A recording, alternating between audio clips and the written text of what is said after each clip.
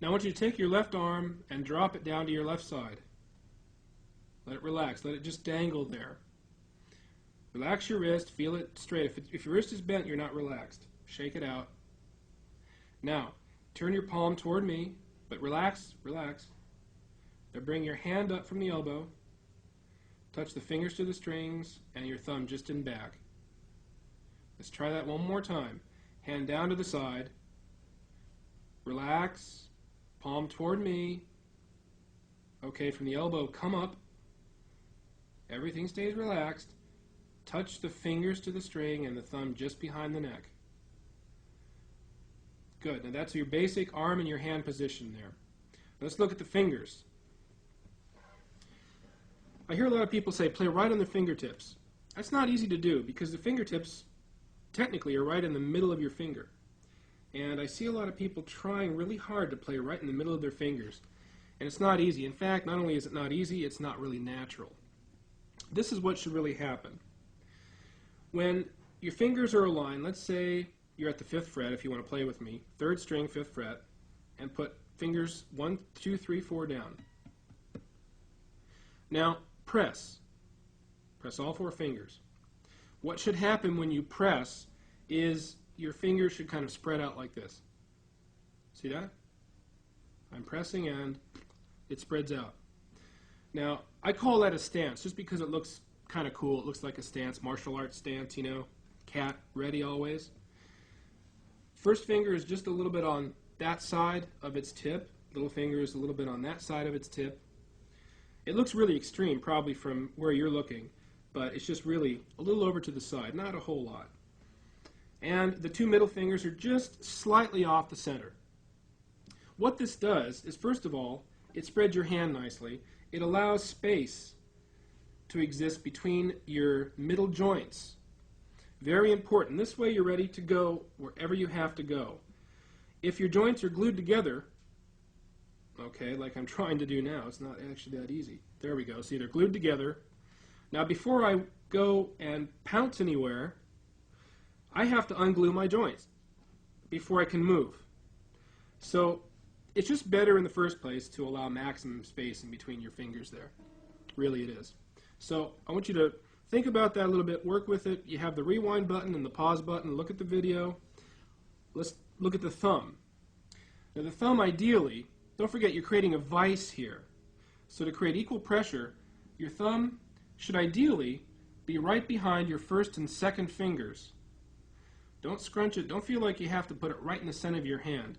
It's not necessary. And besides, see, it looks really uncomfortable.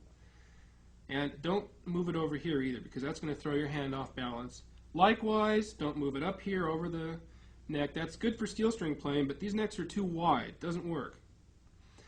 Right in the middle of the neck, like behind the G string or so, whatever, and your thumb is, again, basically between your first and second fingers. So now let's look at our right hand. Let's take our right arm and drop it down to our right side, just like we did our left. Relax it, let it dangle there, straighten your wrist. Now from here, take your fingers and gently just curl them up a little bit, just like you're ready to pick up a suitcase. Keep your wrist straight and everything relaxed. Now from here, follow me. Bring your arm up. Don't touch your arm to the guitar yet. Bring your arm up. Only touch your fingers to the 3rd string and your thumb to the 5th string. Now settle your arm down. Just right where it was. Try it one more time. Hand down to the side. Relax it. Now curl your fingers up gently. I call it the suitcase position because you're like picking up a suitcase. Now bring your hand up around. Don't touch your arm yet to the guitar. Your fingers go on the 3rd string. Your thumb goes on the 5th string. Now relax your shoulder and drop your forearm right where it is. And that's your basic position. Notice by doing this, your wrist stays fairly straight, and that's what we want. I always think of this as one mechanism, a unit. The hand, the wrist, and going just into the forearm there. It's like the tone arm of a record player. the tone arm of a record player just, it remains one unit. It doesn't kind of bend around, hopefully. Mine doesn't anyway. Basically what I'm saying is, let's say you're on the third string. You're on the third string, and you want to go to the sixth. You don't go like this with the wrist. You don't adjust with the wrist. Okay? If I want to go, let's go back to the third string. If I want to go to the sixth string, I bring my tone arm or the whole mechanism down to the sixth string. It's a unit. Now, you might say, well, Scott, my wrist is almost at the end of the guitar now. Well, that's okay. I mean, when I play on the sixth string, my wrist is almost touching the edge. But at least my arm is a unit, and my fingers can move freely because my wrist is straight. And likewise, if you want to move upward, you don't adjust with your wrist or your fingers. You bring the whole unit upwards. So, to sum up, you want to, on the right hand, you want a straight wrist so that it remains a unit, just like the tone arm of a record player. It follows around wherever you want to go. And the left hand, the wrist remains straight. Both wrists remain straight. Your hands remain relaxed and they work freely. There you go.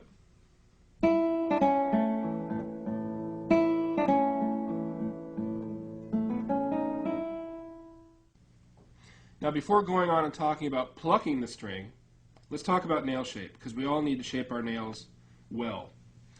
You want a nail shape that's going to do a couple things for you.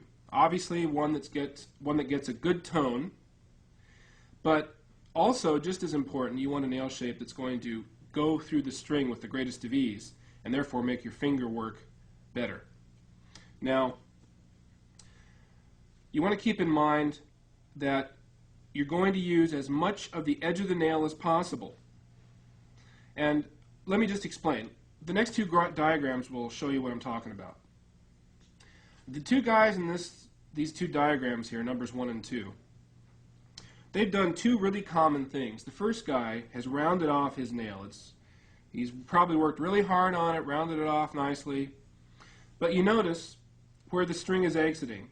Now the string is starting where it should, that's fine. But it's going up to the middle of his nail, and it's leaving the string. And he's wasted half of his nail there. He could be using that nail to make tone.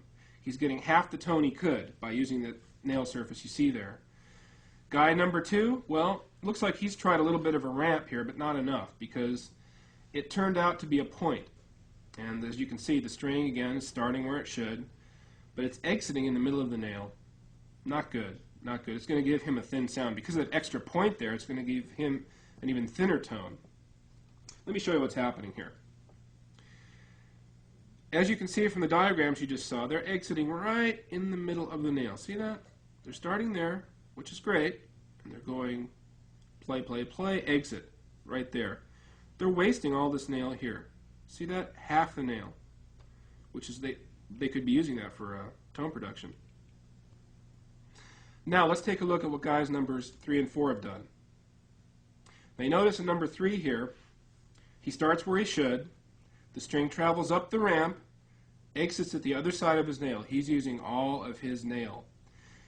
He files it in an upward, slightly upward ramp. This is good because, first of all, as I mentioned, he's using all of his nail. It's more of a straight line instead of perfectly curved to the fingertip.